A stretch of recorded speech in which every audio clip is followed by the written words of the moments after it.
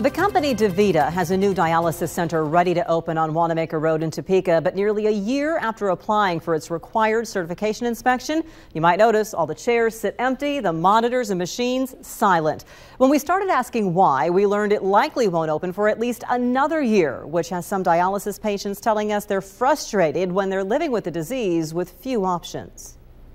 That takes a lot of time. For 7 years, dialysis has kept Renee Jacobson alive. It's 3 times a week and 4 hours in the unit. A hereditary disease attacked her kidneys.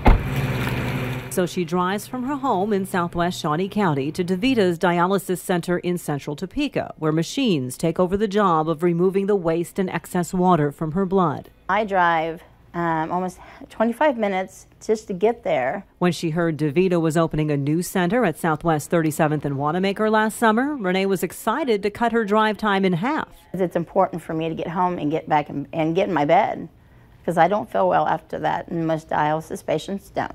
But Renee is still waiting for it to happen. The new building, 24 dialysis stations, all sitting empty. We were really hoping that within about 3 months of asking for certification that it would open. DaVita applied for its initial inspection by the Kansas Department of Health and Environment last October. In January, the company submitted medical necessity paperwork showing the facility should be given higher priority, but the request was denied. And on August 19th, KDHE notified DaVita that the inspection on the Wanamaker site, along with one in Kansas City and a new clinic in Emporia that applied 2 years ago, will not happen until at least September of 2017. Without certification, Medicare and most insurance will not cover patients getting their dialysis there. We have over 40 patients that are interested in dialyzing at this facility. This facility is here and there's so many benefits to them. Well, we certainly understand the concern that they have. Jim Perkins, director of the state's health facilities program, says he currently has 8 inspectors, but only 3 are trained to inspect dialysis centers.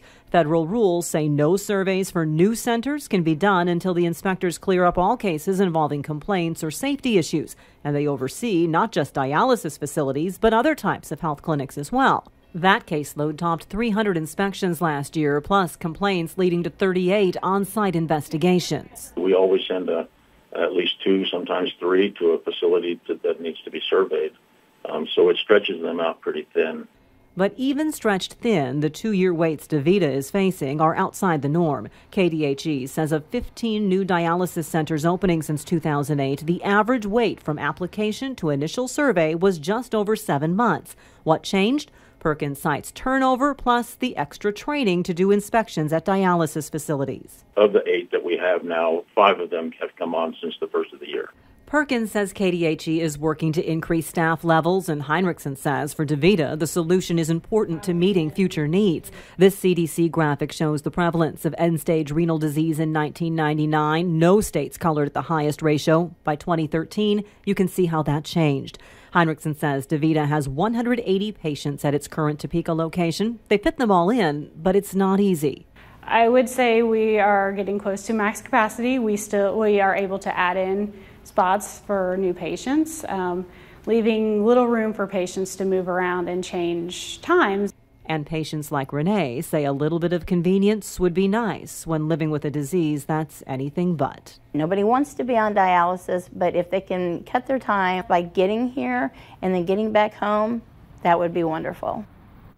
The state health department counts 3,200 people in Kansas on dialysis. Jim Perkins told me one more person will be training early next year to inspect dialysis centers. But as for speeding up the process, he says it is unlikely as long as federal rules require them to first deal with those complaints and safety issues. We'll keep you posted on the situation for Renee and other patients as it continues to unfold.